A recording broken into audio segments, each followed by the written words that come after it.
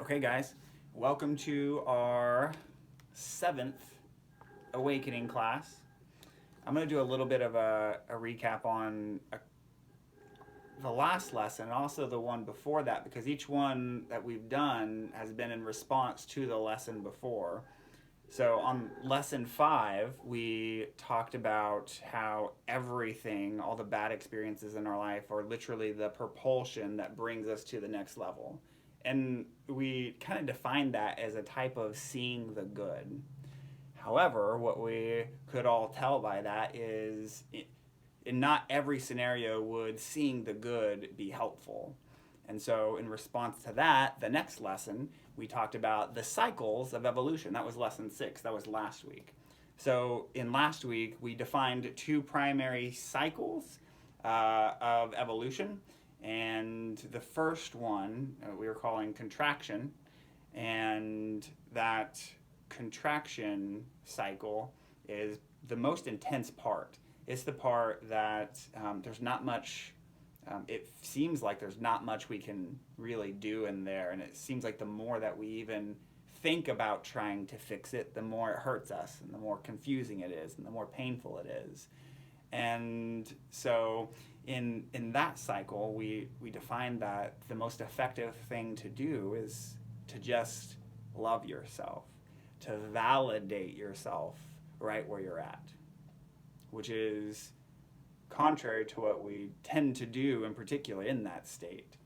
And then in the expansion stage, we define that that is the cycle where we can look back to see how we gain from the experience. And that looking back to see how we benefited or gained is integrating those bad past experiences into our life, no longer looking at it in terms of right, wrong, good, bad, black and white, but now because we've seen the value of it, of what has happened, we bring it into ourselves, integrate it, and it makes us more of a whole person, makes us more powerful, makes us more loving, makes us more awake.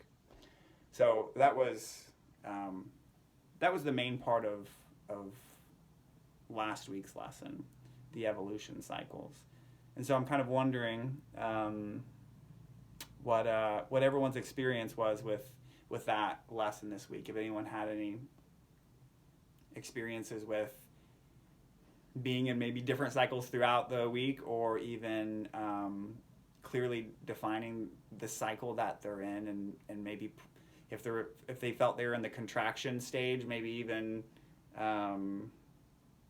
having experiences with loving the feeling of their body right as it's feeling it, which if we're in the contraction stage doesn't mean that we're like lesser or lower, because those contraction stage and expansion stages, this happens all the time in different areas of our life.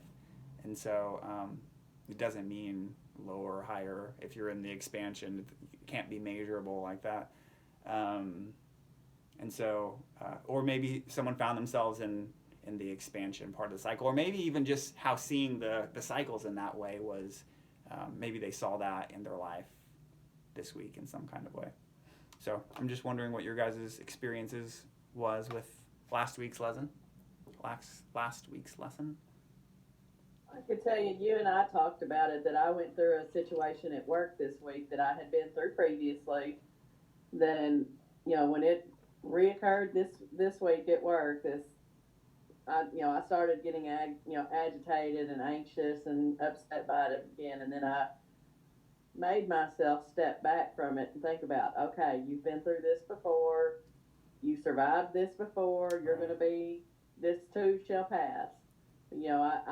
I stepped out of what I was feeling and those feelings that were starting to stir up about that situation, and told myself it's going to be fine. But I had to I went through that this week. So. Cool. Yep, that's a good example.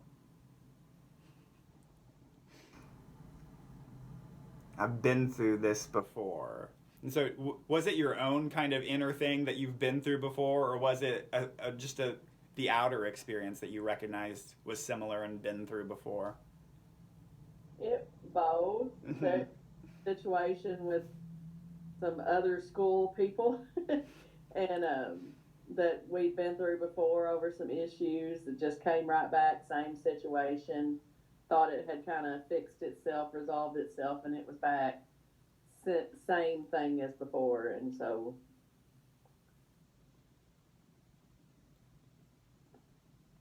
Right. Cool. Did anyone else have any experiences this week with that lesson? I find it challenging to allow myself that contraction phase. I feel like I'm always in a rush to the expansion. Does that make sense? Totally, yeah. That's the most hardest place to be in. And we don't like it. Like it's hard for me to let myself feel my feelings. And we don't let ourselves feel the feelings in multiple different ways. At least what I recognize within myself, it's the trying to, it's like even kind of a compulsive thing. It's like you're feeling a feeling, so it immediately goes to the mind. Okay, what do I need to negotiate in my mind in order to break free of this? And our mind knows that it can do that because it has had experiences of doing that. Meaning, all of a sudden, we realize something and then we broke free. However, what the mind doesn't totally understand is how much time in that contraction stage it was actually in before it came to that conclusion. How much time and what other information was gathered or what other experiences was had in that contraction stage before it came to that realization and it snapped free. And the other place that I notice it in my life is like whenever I get into emotion, the mind wants to like say something to someone else about it, because when you say something to someone else, have you guys noticed this? Then it'll move that bad energy from you to them. However, this starts a chain reaction of badness. Back and forth, that energy will exchange. And so that is also part of not being able to rest in that contraction stage. Do you guys know what I mean?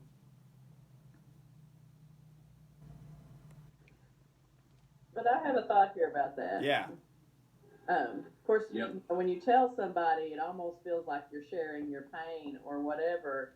But could that not also be, you know, expansion because you're getting rid of it and processing those feelings by sharing them? I just wonder if that could be expansion. That's totally true. I actually was describing something just slightly different.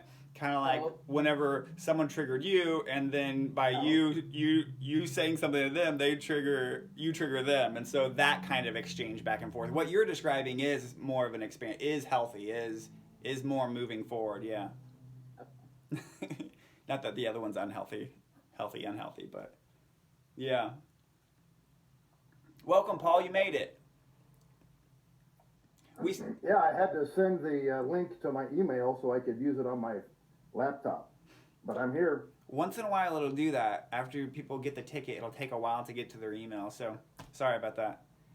No problem. It actually worked out pretty okay because we had an enormous amount of technical difficulties before starting as well. We started about 15 minutes late anyways because no one could see my video.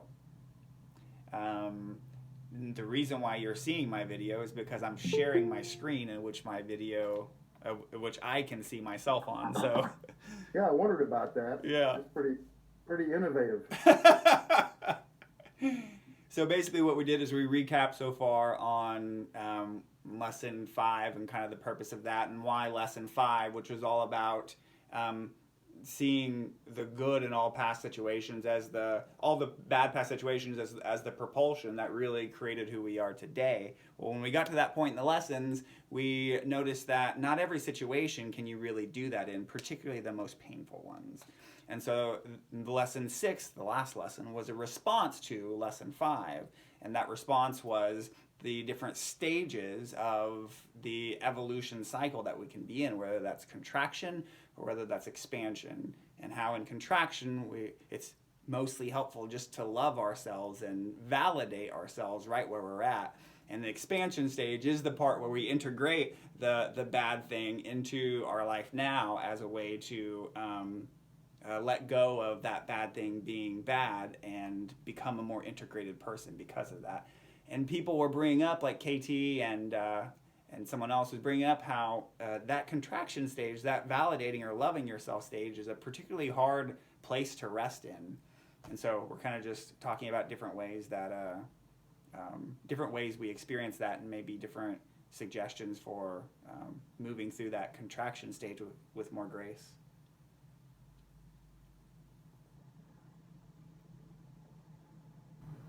Does anyone have any thoughts on any of that? Any more experiences this week?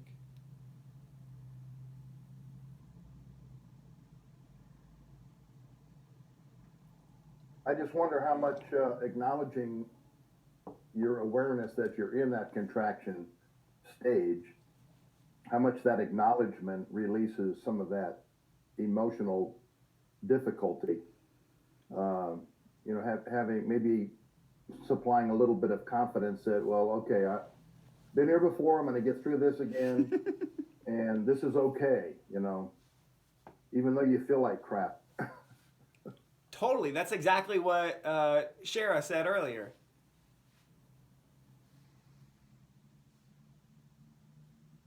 That acknowledgement thing. And so what I hear you saying, Paul, is the acknowledgement is half the battle. Remembering to acknowledge. Maybe more than half. Yeah, right. Versus it being kind of just like an unconscious reaction to it, and you just move forward kind of unconsciously with it. I think it's the difference between reaction and what's the other word? Response. Oh gosh, response. Yeah, you're intentionally creating a response instead of maybe unintentionally or unconsciously living through a reaction. Mm-hmm. Right. I think that's it. I'm glad we're talking about this, because I know in my experiences with this contraction stage that we're talking about, it seems it is difficult sometimes to acknowledge them, like we're saying, and become conscious of them. But when I've been motivated to experiment with the reality of building that kind of different relationship with my emotions, instead of the relationship of got to get rid of them fast, but instead how can I validate them like I would a child and love them, then it gave me a kind of confidence to awaken in that moment to just look at them and love them in a way that normally I wouldn't have. But it's like whenever I'm really trying to understand it, or when I'm really trying to prove to myself that this is a helpful way to navigate that contraction cycle, then that was the motivation for me to be able to be more confident in my emotions, meaning not trying to push them away. And here's the big thing too, is push them away happens in two different places. I notice it's like push them away just within my own experience, as in trying to think about how to get out of them or how to resolve them. And also the big push away thing is when you're triggered by someone else and you push that energy back without being thoughtful and mindful about your response, then that's another way of just pushing that energy away.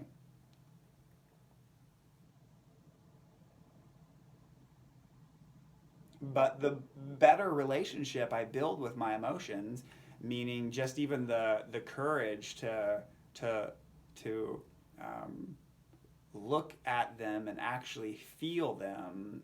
Let's think of a different way to even word it. To rest in them and not think that there's something wrong in that moment, because it's so deeply ingrained that when we feel an emotion that there is something wrong.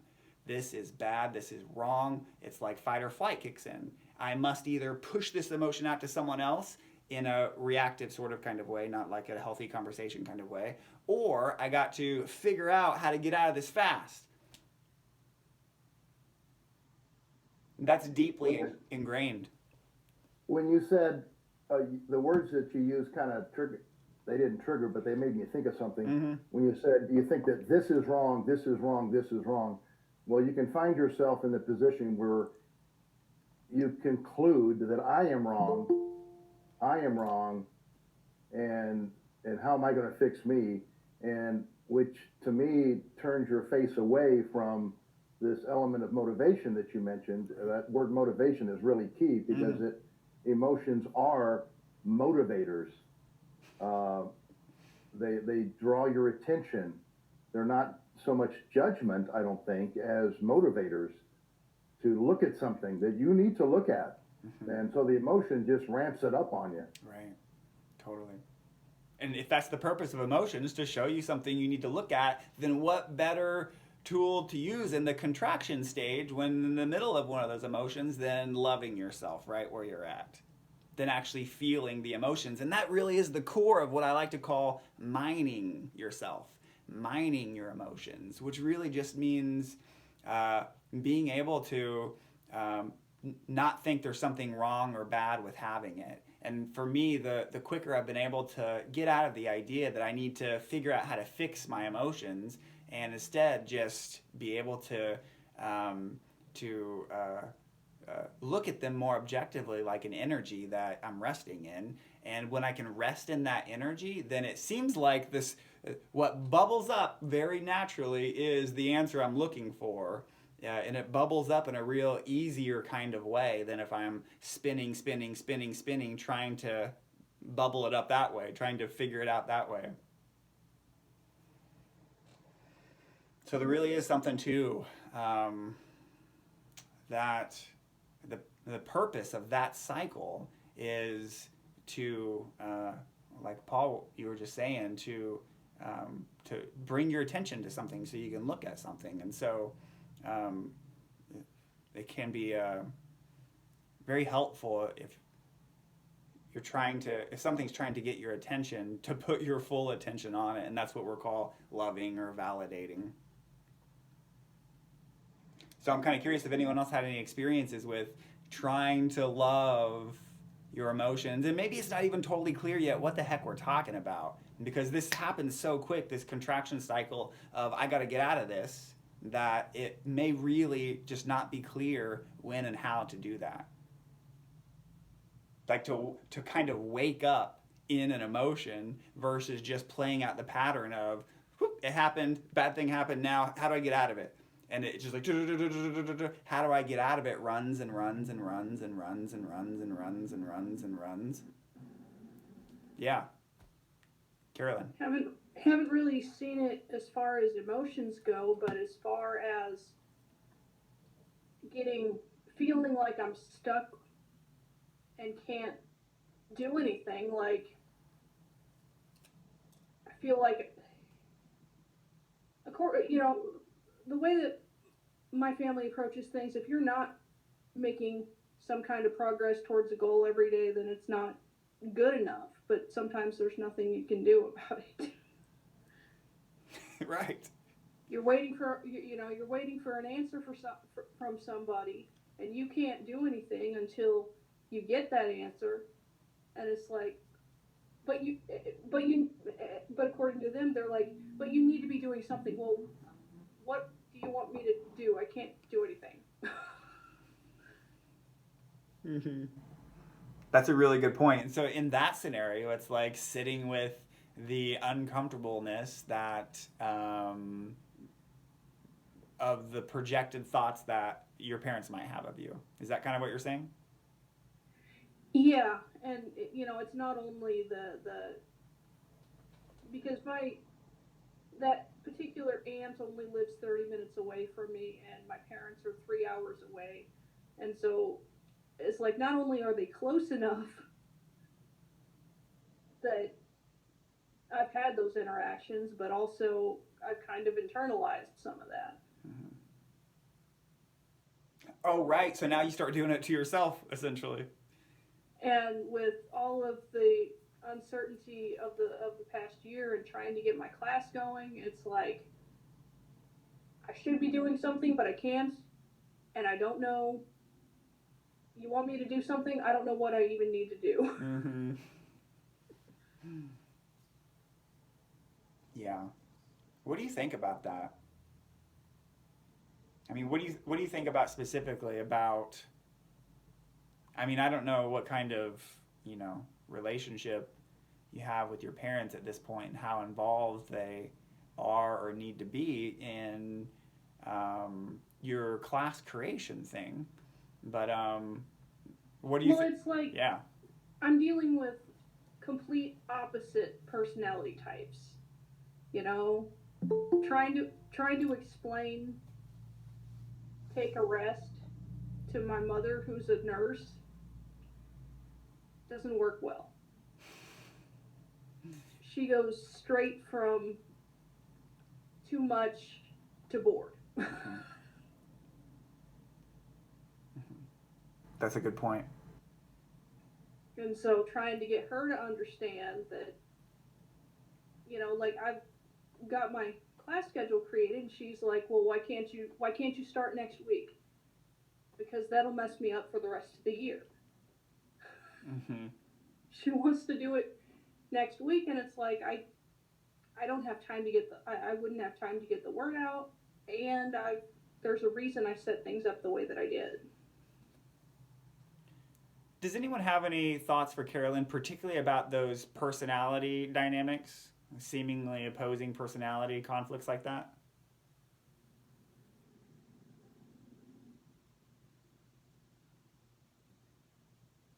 I basically have quit talking to my parents, and it helps immensely.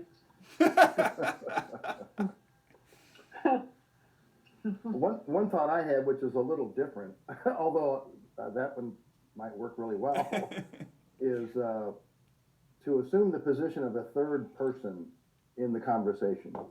What I mean by that is take the embedded relationship that you have developed over your life, which there could be some contention, there could be some defensiveness, there could be some maybe a little sprinkle of agitation that creeps in from time to time, and try to assume the position of a third party, and try to measure what you're saying and measure what you're hearing from a little bit more of a remote position. And because when I was listening to Carolyn, I'm older than probably everybody here, but so I have a different perspective, but by listening to her conversation just now, as a third party, I got a different perspective than maybe she did when she was right in the thick of it. I don't know how easy that is, but a third party perspective is different than when you're in a one-on-one situation. And I don't know how you do it. If there's emotions there, it might be really tough. It's just a thought that just shot through, that's all.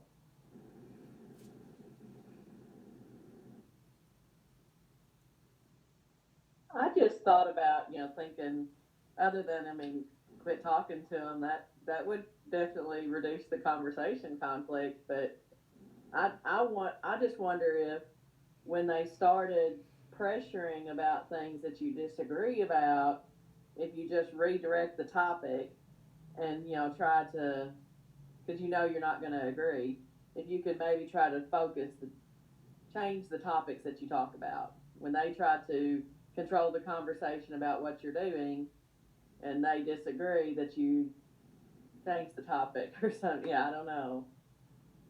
Redirect the conversation. That's not always easy. True. And it's made a little bit trickier by, this is not. It would not be beneficial to necessarily quit talking to them. I know they mean well, but at the same time, it's like, I don't know. Mm-hmm. What do you think about that third perspective thing Paul was talking about?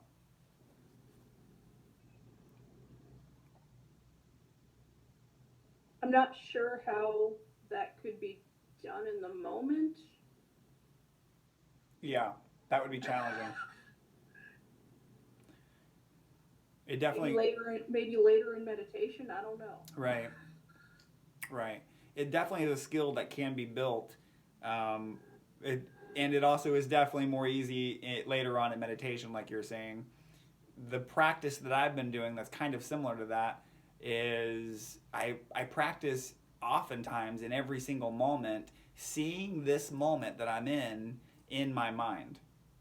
And when I am visualizing the moment that I'm in my mind, I see the moment in a different way than I do through my eyes. And so then I refer to what seems like would be best to move my character for the welfare of everyone in this moment in my mind, and make the decision based on that versus making the decision that the person looking at these eyes wants to do. And I know that may seem kind of weird or may seem kind of whatever, but it is That's probably exactly what he was getting at. Yeah. It is a practice that can be developed, but and it's like you don't even resort to doing something like that until you finally had enough too. That's part of it too, is like the pressure of these kinds of situations finally is enough to where it causes you to look for a completely different answer, and due to myself just being in those kind of scenarios has caused me to find different ways to navigate them.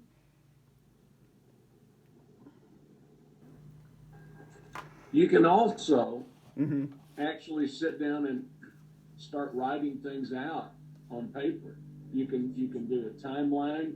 You can do a modified Ben Franklin flows, writing down the pros and cons. And again, like Paul reiterated, thinking about it in terms of a third person that you'd be making recommendations to. And it helps to be able to visualize it that way by seeing it in front of you on paper.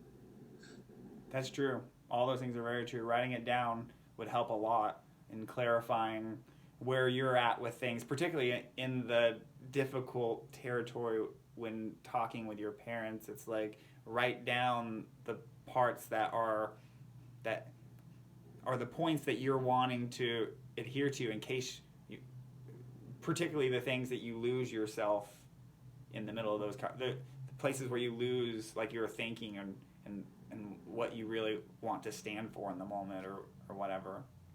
Writing those things down can be helpful. Yeah. Exactly. And if while you're doing that, if you just put some attention on your higher self and ask for higher self guidance, and try to stay in a at least a semi-meditative state while you're doing it, and just say, God or my higher self, whomever, give me guidance here, while maintaining that third party detachment. And usually guidance will come, at least to some degree. Yeah, those can be tricky situations, Carolyn, for sure. I think this contraction expansion stages can be applied in a more advanced way in those situations. However, it, for myself anyways, is most easy to practice afterwards with doing something different with your emotions. And so those are kind of challenging, more advanced situations that after you get comfortable doing something different with your emotions, like loving them, after a painful, confusing situation, after you get comfortable in that, then you can apply that to the more advanced situations of when they're actually happening in the moment. So at least I think that unless you're already comfortable with kind of being okay with whatever emotion's there as just the energetic movement that it is, then I would, navigate the situations the best that you can, and then afterwards do either that third person thing that we're talking about, or even just building that new relationship with our emotions.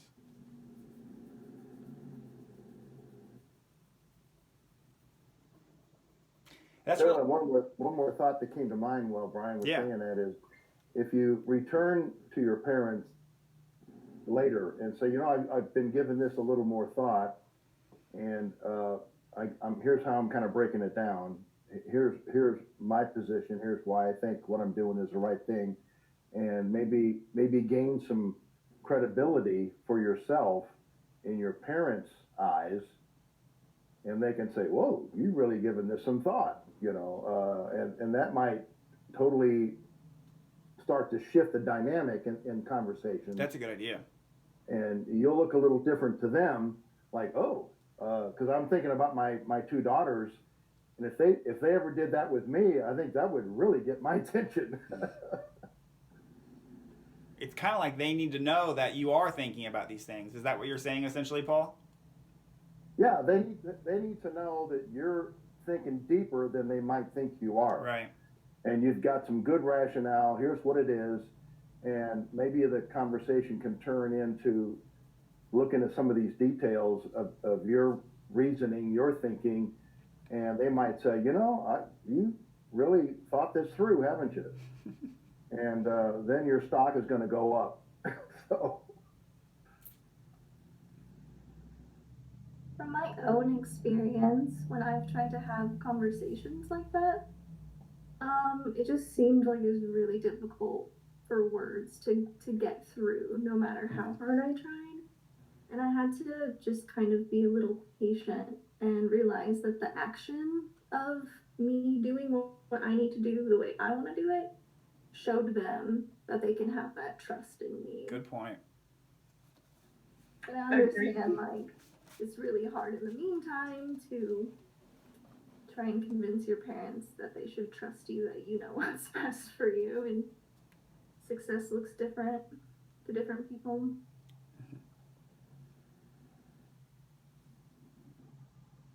That really reminds me of this quote that I have in this Matt Kahn book. I don't know if you guys have heard of Matt Kahn before, but he got famous on YouTube and he wrote some books and does a lot of great stuff. But this book is called The Universe Always Has a Plan, and one of the chapters in here, it's got a little paragraph that reminded me of this whole last lesson, lesson 6, the evolution cycles, and particularly the contraction cycle, which is what we're talking about, and what KT said there reminded me of it as well, which is there is a certain amount of time you're meant to spend under specific personal conditions in various states of consciousness. Kind of like KT was saying, it's like sometimes even though your parents may be saying these things toward you or against you even, it's necessary to spend some time in that experience for what it will cultivate. So it's necessary to spend some specific personal time in those specific personal conditions in various states of consciousness. By being at certain levels of consciousness for specific periods of time, you build up the necessary pressure to inspire the growth and expansion needed to guide you along your next highest level of consciousness.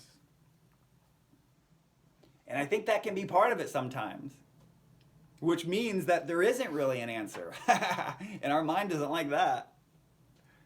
There isn't really an answer. It just means, once again, you just do the best at loving yourself right where things are at. And knowing that this is part of the little incremental changes that happen in order to build up enough pressure for the change to happen that you really want.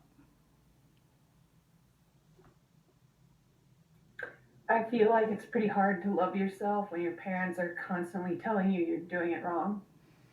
Everything wrong.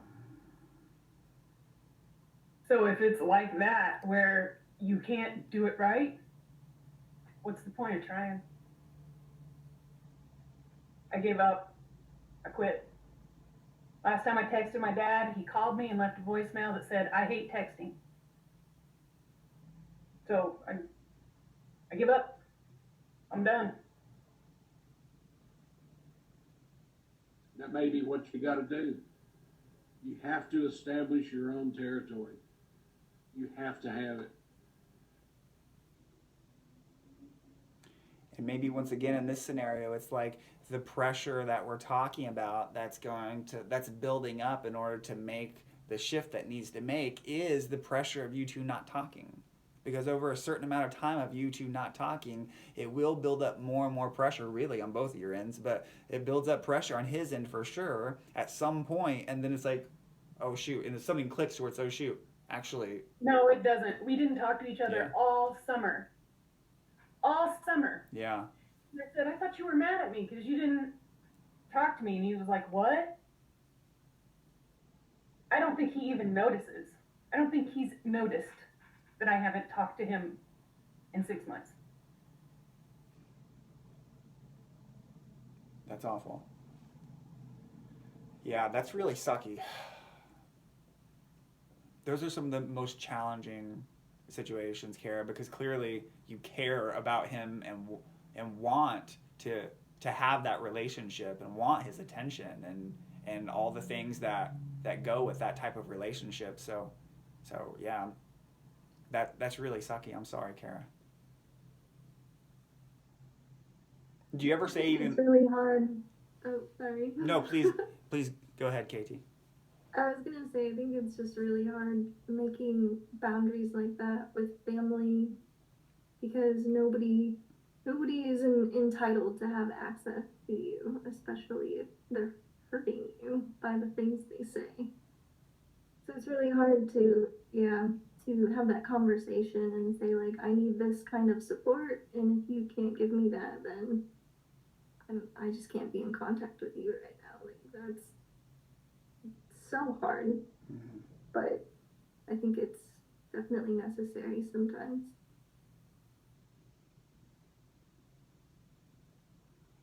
In those most painful situations. I think Sunshine is here. That's the sound of her mic being off whenever I talk. Her. Go ahead, Sunshine.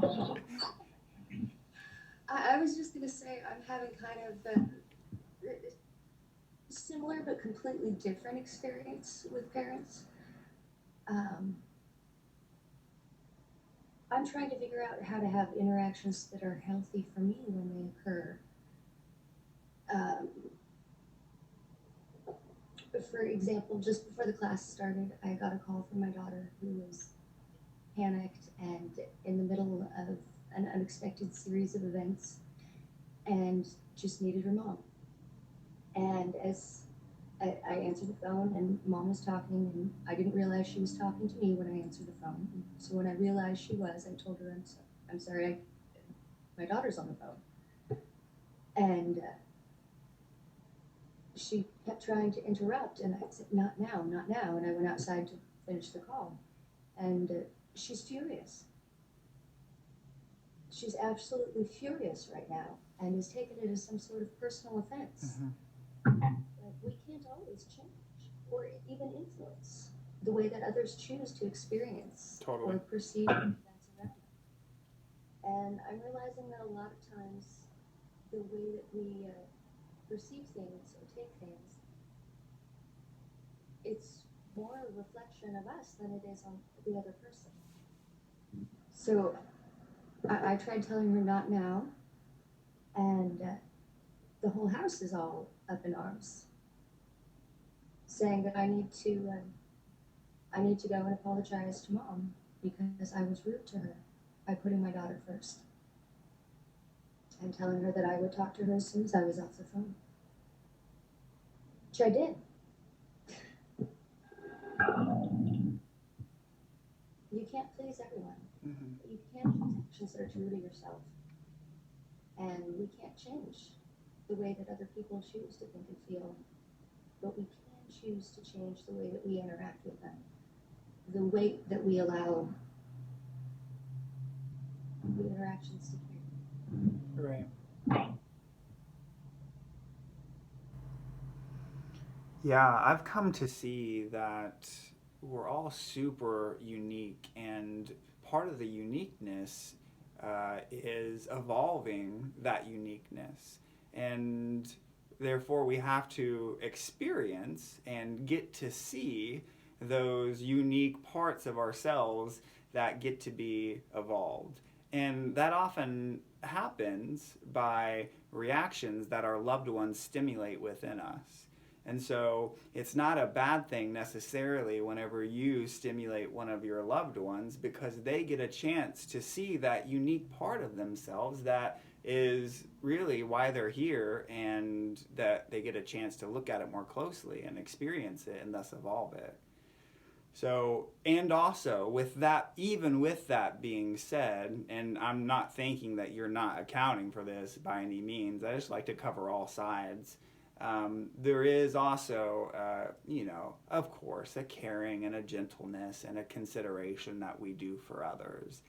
And also, I'm going to repeat what I said before because it is critical. It's like both sides at the same time.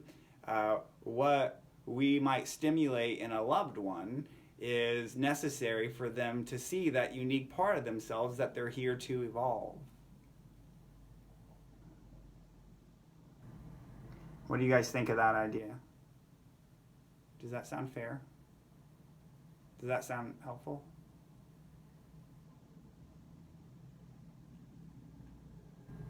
Yes, it does, but it's hard to maintain that type of thought when you're in a energetic interaction with a parent or someone else.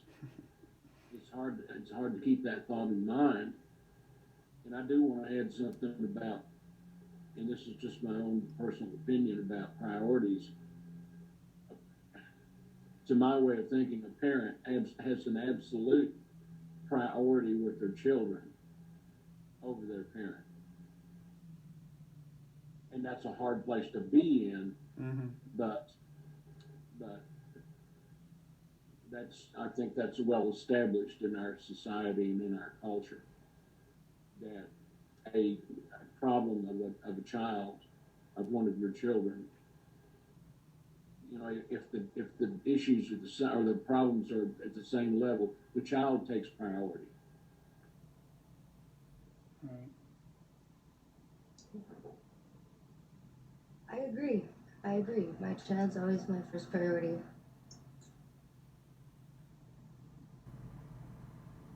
I can't achieve it. It's the same.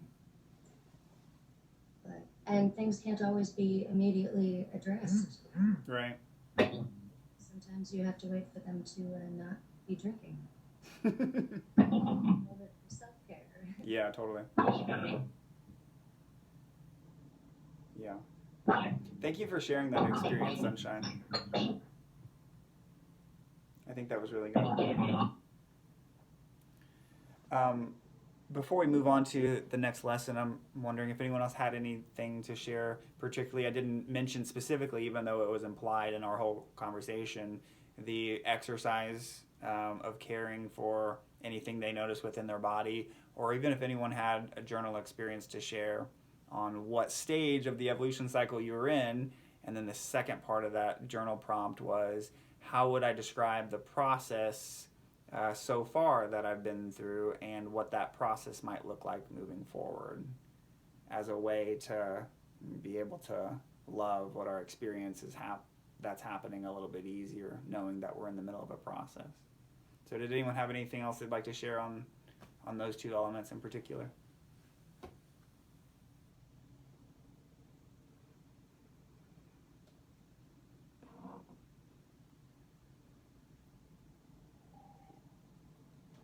Okay, wonderful. We will move on to the next lesson then. You guys know how excited I've been about this next lesson. I have sent a lot of you guys text messages about it, and I look forward to going into it here with you guys. So this next lesson, lesson 7, is called The Rock and the Moss. So let me share my window with you guys. Lesson 7. Okay.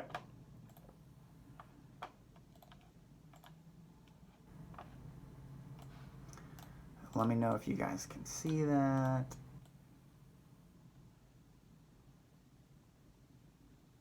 Thumbs up from someone who I can see. Share it or Carolyn. Okay, Carolyn's got it. Great. Thank you, Sharon. All right, guys, here we go. The rock and the moss, and I can't wait to hear what you guys think afterwards. In the last lesson, we discussed the evolution cycle and the importance of knowing where you are in the cycle, which we've been discussing this. Contraction, expansion, as a gauge to know if we should be loving ourselves right now, contraction stage, or fixing ourselves, expansion stage. Even past the contraction stage, though, the oscillating back and forth between loving and fixing is an empowering way to move through life just in general. And we didn't cover this in our conversation just a moment ago or in last class. But oscillating back and forth just throughout our day is an empowering way to move through life. Oscillating back and forth from feeling, even if it's nothing that the body's necessarily even feeling, but just feeling the body, putting tension on something else besides the constant moving forward and fixing mentality. Not that there's anything wrong with it, but just the oscillating between those two is a very powerful way to move through life. Because the time spent in loving, feeling our body's feelings, deposits money in our, quote, reasoning bank account, improving our ability to reason later. In this lesson, we are going to take that same idea and apply it in a slightly different way. What we called love before, we will call structure, i.e., a rock. And what we called fixing before, we will call growth, i.e., moss. If there was no structure in existence, like a rock, there would be no foundation for growth, like moss. Got it? In the same way, we could say if there was no love, accepting what is, there would not be growth, a stable place in which we could reason to fix things from. In some of the past lessons, we looked at right and wrong as being the most surface level interpretation. It's always a good idea to be aware of these black and white interpretations in our thinking, but they actually do have their place and even importance in our evolution. So it's easy to get into right, wrong thinking being bad, and we need to evolve from it, which that's essentially what will happen. And also, to get stuck at right and wrong or black and white thinking being bad isn't helpful either. So we're going to look at the ways in which actually that is a beneficial thing. They are a solid structure in which growth can occur, black and white thinking. Without these solid points to reason from, there would be nothing to push against, build upon, and grow from. So then, even right and wrong thinking has a purpose and is an intrinsic part of existence. Because without a structure, such as this, there would be no point in which growth could exist. Structure, and as such, the potential for growth exists everywhere. You could say the universe is a structure of mass, gravity, and velocity, all supporting the possibility of our planet's existence and growth. Our body is also a structure in which we can build and grow from. We can use the structure of our bodies to build physically, laying the foundation or framework of a house and building it up from there, or mentally, developing understandings about the world, how to navigate, grow, and deepen friendship, creativity, reasoning, stillness, balance, harmony, productivity, business, communication, love, maturity, relationships, etc. Here, in these areas of life, and many, many more, are the very points in which the structure or foundation can undertake growth. Something new comes into our lives to grow those points of understanding to their next step, just as there are steps to building a house. We often call these next steps that comes into our lives bad at first, but they're just a way to bring our attention to the next step toward our highest potential, bring our attention to the two important elements in creation, the rock and the moss. And we're going to go over those 2 points in creations a little bit more here. In each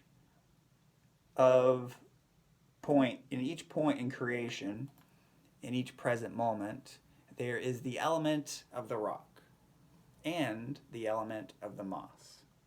Here, at this point in creation, we need to learn to discern when it's time to be the love structure of the rock, or when it's time to be the creative intelligence growth of the moss.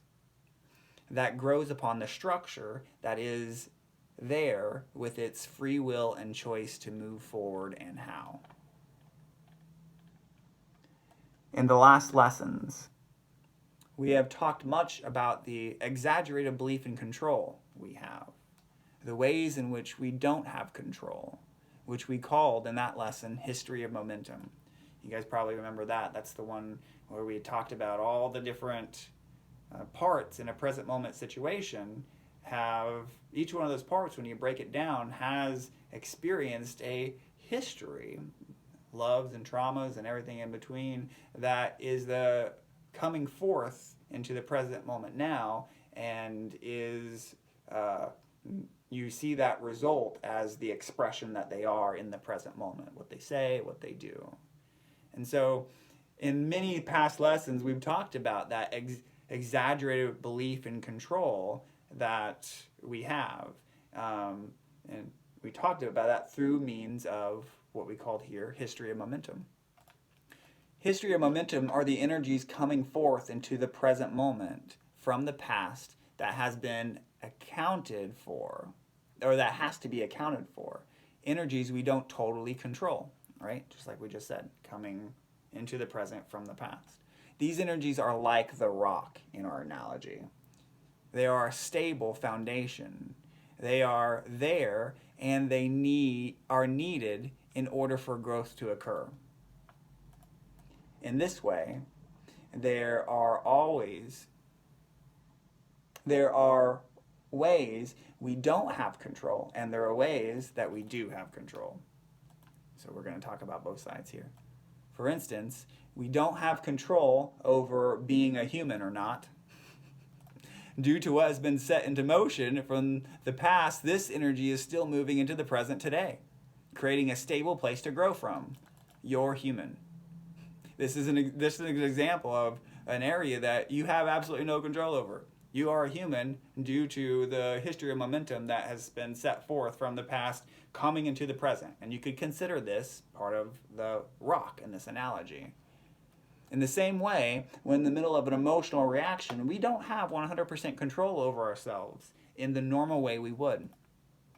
We can't snap our fingers and not be emotional. There are even many good traits that are the structure of who you are. The approach you use in life, the unique traits that make you, you. And all of these are energies that have to be accounted for, the good and the bad. And all of these are the rock.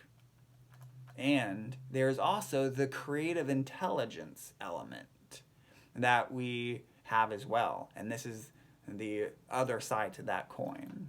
This is the point of free will, because it isn't only what is coming forth out of the past as a history of momentum that is the whole picture, but it does play a large role in it. And so in this lesson, we're going to talk about that other component, which is the creative intelligence, or you could say free will, or you could say the point of growth, which is the moss. The moss can choose how to move forward from the point of what is. So the moss can only grow on something stable. It can only move forward from the point of what is. The moss could only grow on something stable like a rock, or moving forward growth can only occur from what is. And so we're using the analogy of the rock and the moss because together they are a perfect image example of creation. I'm going to start reading again. This can start to highlight the importance of not only black and white thinking itself, instead of it being bad, but also the stories in our minds that come from them. Black and white does provide a foundation for the stories we have about the world and ourselves. Without this foundation, stories or anything being good or bad, a stable point in which to reason or grow from, there wouldn't be growth. Without a rock, the moss wouldn't have, without the existence of something stable, for instance, like a rock, there wouldn't be anything for moss growth to grow on. There wouldn't be a point in which evolution could occur. What we might call stable, the momentum of the past, is the structure necessary for our free will. So it's not only free will. That wouldn't even exist without the stability of something for the free will to act upon, the rock, or a creative intelligence. We're all correlating those two, free will and creative intelligence, to choose how to build upon and move forward, showing the absolute necessity and value of what we don't like. Black and white thinking, even our conditioning, and what we might call our ego or other obstacles on the spiritual path. They are all literally the framework for anything to even happen. There has to be a structure, i.e. rock, for growth, i.e. moss, so creation can even exist. Isn't that an interesting way to look at it? It's like even all the things that seem terribly in our way on the spiritual path, our ego and our limitations and all these things that we think are right and the terrible things in the world, it's like if it wasn't for those things creating a structure, there would be no point in which we could even move forward from. So it really starts to make you look at the importance and the absolute purpose and place of everything in existence. Sometimes, I'm going to start reading it again, we are the rock, what you could call fate, if you want to use that word. Sometimes we are the moss, what you could call free will, if you want to use that word in this example. And it is good to know that thin space in which those two meet. Now that's fascinating. Now we're not only talking about one side, the rock, and the other side, the moss, but the thin space in which those two meet. Because they both have elements that are always operating. Both, quote, fate and, quote, free will, have to be accounted for and are necessary for existence. And then the most exquisite thing happens when you recognize this space in between the rock and the moss. When we shift our attention to this subtle space between those two elements, the rock and the moss, this thin space in which the rock and the moss meet, this is the razor's edge of creation itself. So this is a fascinating idea. The image of the rock and the moss are a perfect example of our tendency to get heavy, particularly on the free will side of things, particularly on the fixing side of things, particularly on the growth side of things. That heaviness on that side, and when we get heavy on that side, we start imagining things the way things should be that isn't even in the realm of possibility, because it's not grounded on anything stable, meaning the reality of what is the rock.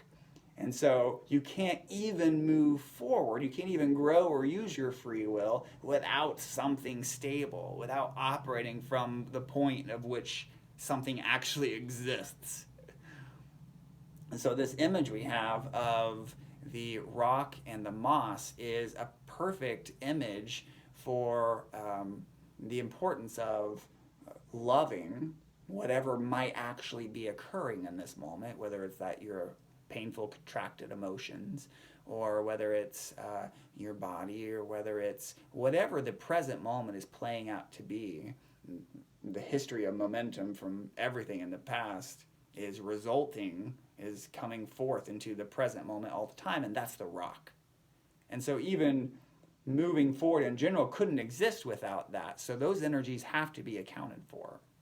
The energies of the rock, the energies of the past have to be accounted for. And operating from that space always of loving what is the most effective way to move forward. People have the most challenges in their life, have those challenges because oftentimes they're not even nearly associated, not even nearly connected to what actually is. They're not even near the rock, and so they're trying to create growth out in the middle of nowhere where there's nothing to even grab a hold to and start to evolve from.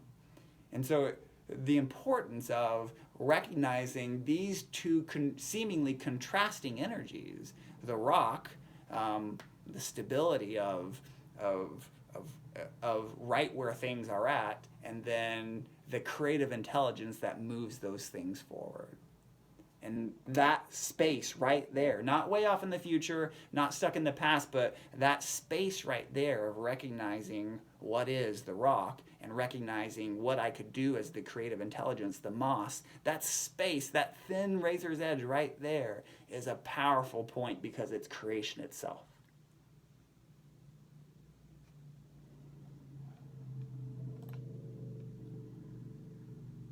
And I want to know what you guys think about that. What comes to mind when you hear these words? Because this is using our mind in a different way, and it's helpful for all of us to hear the things that came to your mind, because each one of you guys have very powerful minds, and it could be very contributing if we hear what picture was painted while we were moving through this.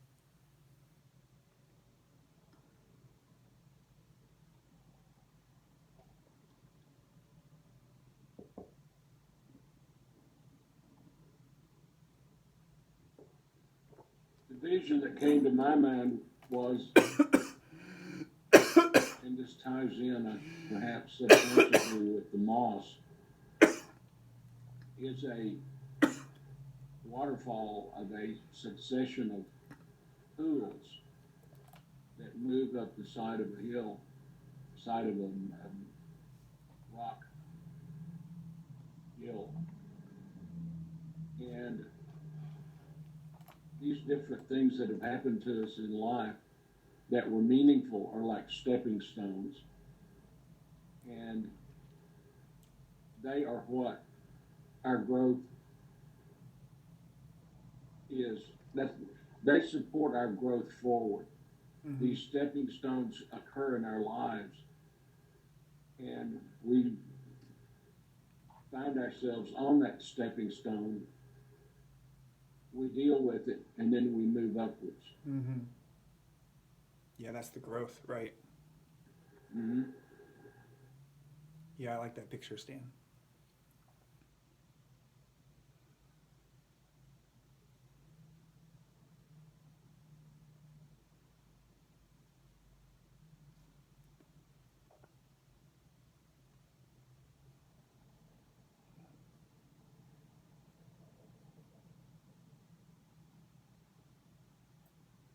You know, earlier you mentioned the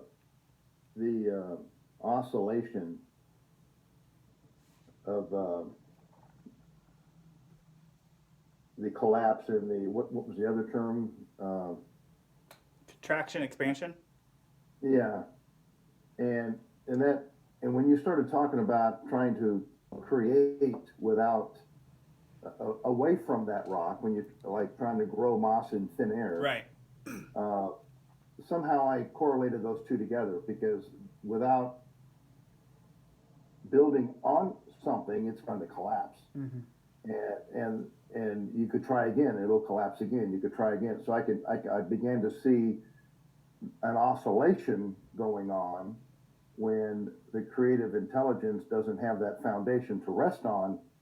It's going to fall back, and which would create incredible frustration. And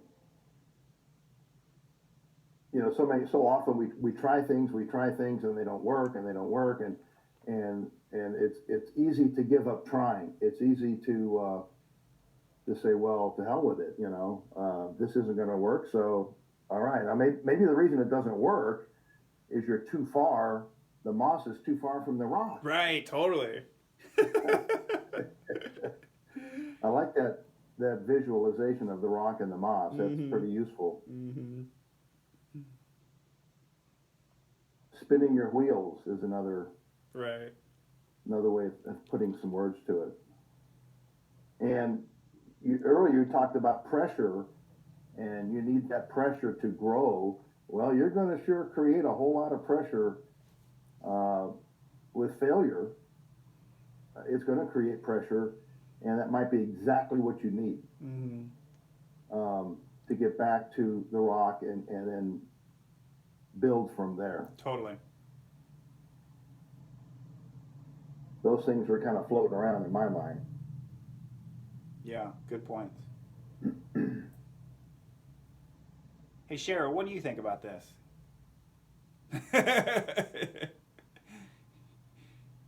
I'm sitting here with all kind of visuals and listening to what everybody's saying and trying to piece it together for myself. And I was just sitting here thinking about times in the past when I've had a goal and I did not succeed at that goal. It's because my structure and my rock wasn't where it needed to be at that time for me to achieve that goal. And I had to go through different experiences before I could. So I was just visualizing. I liked stands, kind of stepping stone, and referring back to our experiences. Have to build those rocks and those stepping stones for that moss to climb on and for us to grow. But I'm still processing totally how I visualize it. Yeah, that was part of it for me too. It's like while creating this and writing this, the interesting thing that was coming up is like my mind was wanting to define, okay, exactly which parts of life is the rock and which parts is the moss. It's like that kind of figuring out is definitely a part of understanding this in an applicable kind of way.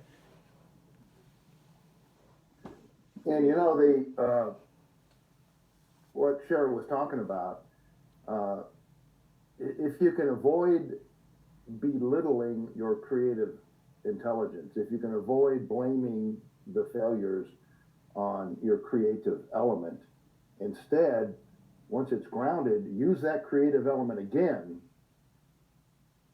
from a place of foundation, and you'll see results. So don't say, well, I'm going to take that creative element, those ideas, and throw them out because I just can't do anything. You definitely can when you get next to that rock. What was coming to my mind with what you were saying is kind of like KT. She does artwork, and I've seen some of her art. It's some of it is like wooden stuff that she carves in, and I could imagine her having a piece of wood and then attempting to carve, but inches away, and frustrated that it isn't producing what she envisions that it would produce. And this is a similar kind of thing that we do, but it's like there is a physical reality here, but our mind sees the scenario differently and operates so far away from physical reality that we get frustrated that we're not producing what we see in our mind that we could produce. And so once again, it's the importance of actually accounting for these histories of momentums, actually getting real and accepting the reality of what life is and growing from that point. That's a powerful place to grow from. That's an effective place to grow from. But it's so easy to completely miss that point.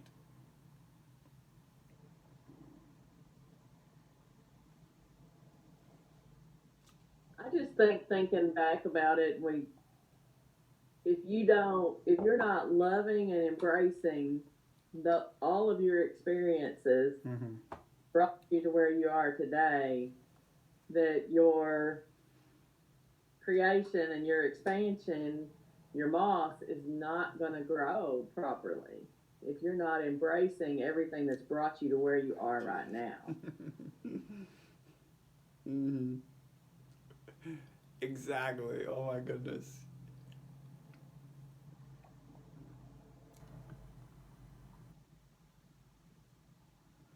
You know, on some of the beginning lessons, we were talking about the quote exaggerated belief in control, and I was really heavy on the side of how little control we have due to the ungroundedness we all have with believing in the absolute creative intelligence and we can just do anything whenever. It's like, yes, there is an element to that is correct. However, when it's not grounded with an actual physical structure, then none of that is helpful at all. And so I was leaning pretty heavy at the beginning of the classes to the quote little, the exaggerated belief in control, the little control that we have, so that way people could begin to ground on the history of momentum, on the reality of the structure that they're operating from.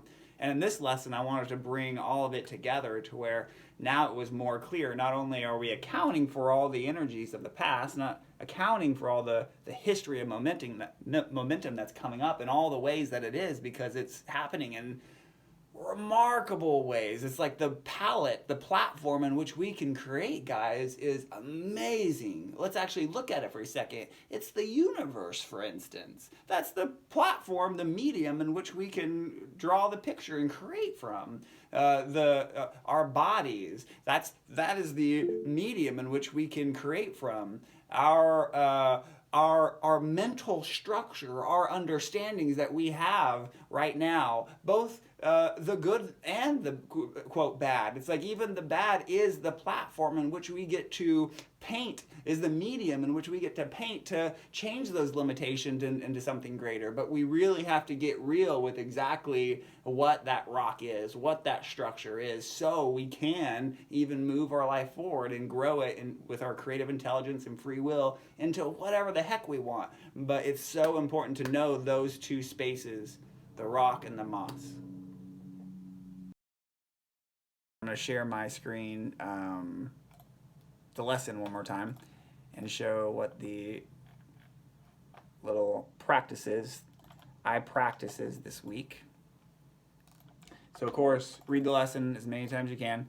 At least one time is good to I always find that it's in order to have a developing experience with something, I need to check back in with it at least once or twice within a week period in order for there begin to be enough mind substance for things to be attracted to it to evolve and develop that thought form. So if I don't check back in with that thought form at least once or twice a week, then there's not enough mind substance there to develop or to evolve that thought form. So at least try to read this once or twice throughout the week. And so the practice this week, we actually did a combo. Normally we have two, the practice and then the journaling. This one's a kind of combo. And so this one reads, experiment with being the rock at different times this week. Experiment with being the rock, which is essentially what is. So just experiment with being the rock. And then, at another time, experiment with being the moss, which is the creative intelligence of what is. So I'm going to read that again. Experiment with being the rock. And then at another time, experiment with being the moss. And also, at another time, experiment with being the thin space between the two. Having awareness of both the rock and the moss. So experiment with being this thin space between the two. And then simply journal your findings. These are your own experiences to be whatever they develop into just by placing your attention on it once or twice throughout the week, giving an opportunity for substance to be attracted to that thought form and thus the thought form evolve. Any thoughts or questions about those? The exercises, journaling thing for this week?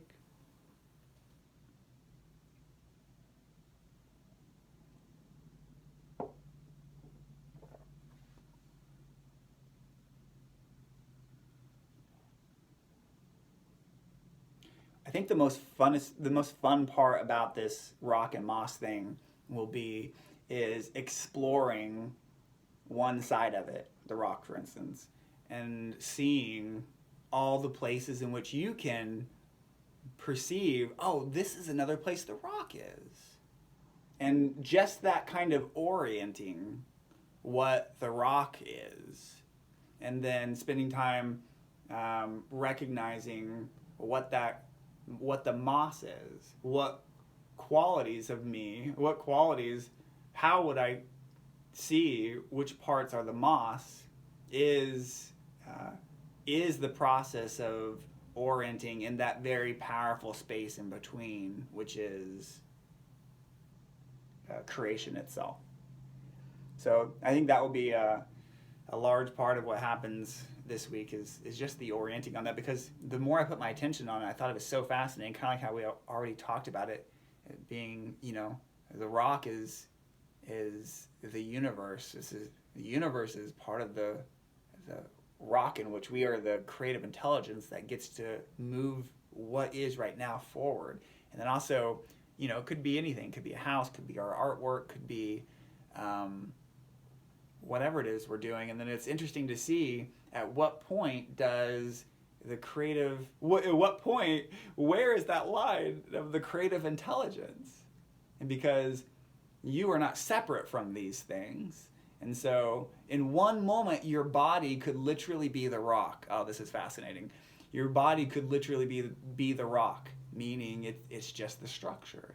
And then the next moment, your body could literally be the creative intelligence that's moving the structure of the present moment forward.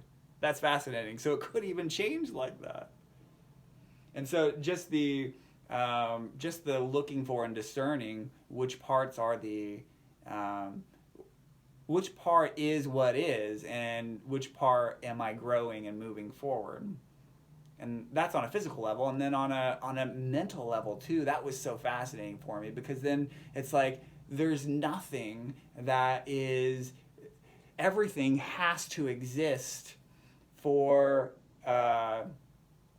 everything that we don't like the ego, we want to get rid of it or evolve it, or whatever thoughts about the ego, or whatever limitations we have. It's like literally by incarnating into a physical body, for even there to be anything to have happen, to even have perceptions, to even have a mind that moves, there has to be a foundation in which it moves on. And that is what we are.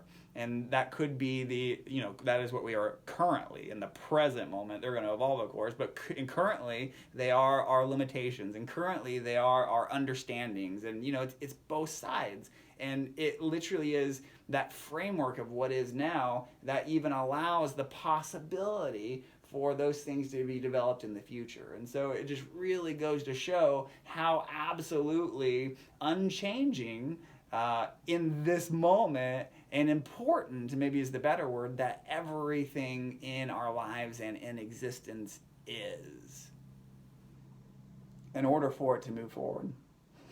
Those two components are just so fascinating, and you could really just contemplate very expansively that whole thought form, that whole idea.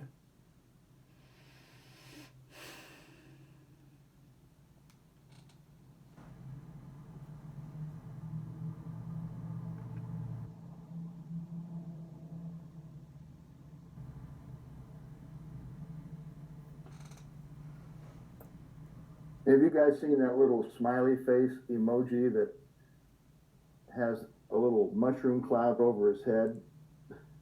Yeah.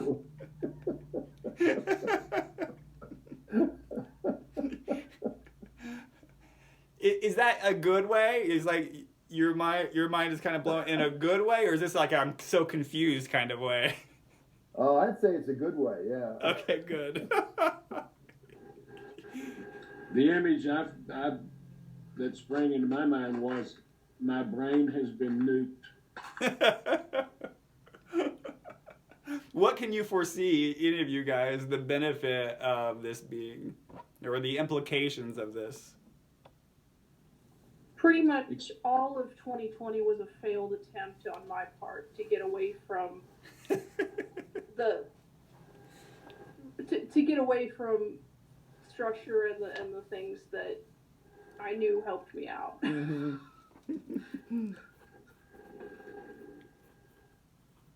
Right.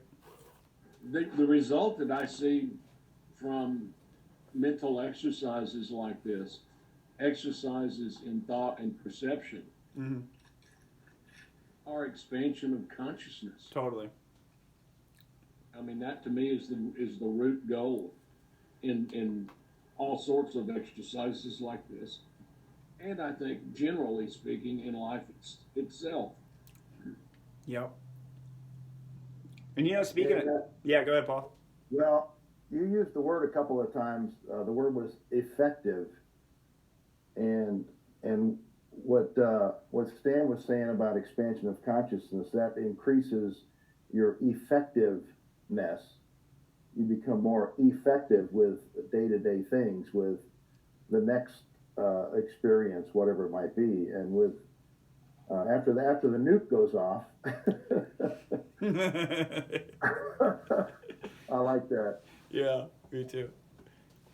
You know, I had one more thought about different places that structure that is necessary for growth to happen. I was even reflecting it on this class. You can reflect it on anything. It's so fascinating.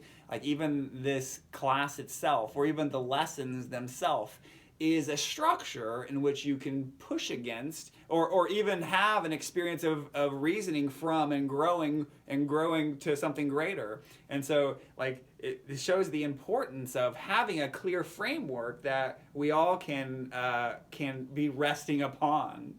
A clear framework that is the rock.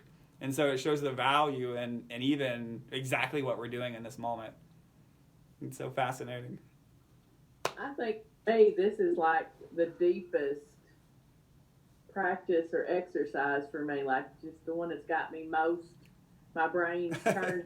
I like trying to wrap around, because before you would read it, you know, the practice, and I'd be like, okay, this is what I think, or this is what I think I'm going to find out from this. But like right now, I don't even know what I'm going to find. But then also just what you said, this lesson and this practice in itself is creating a structure that, you know, I can see growth coming from.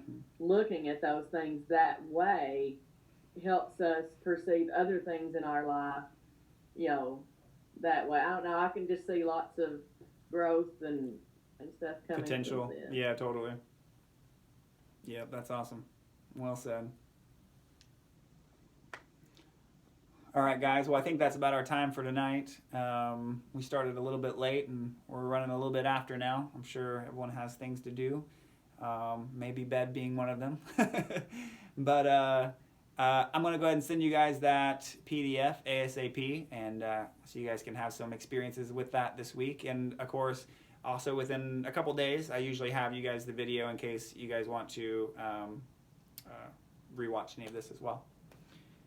So I will send you guys those things promptly, and see you guys next week.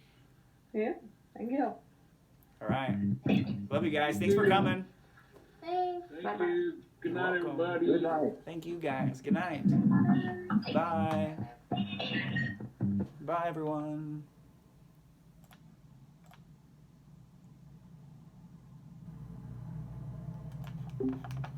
Boom.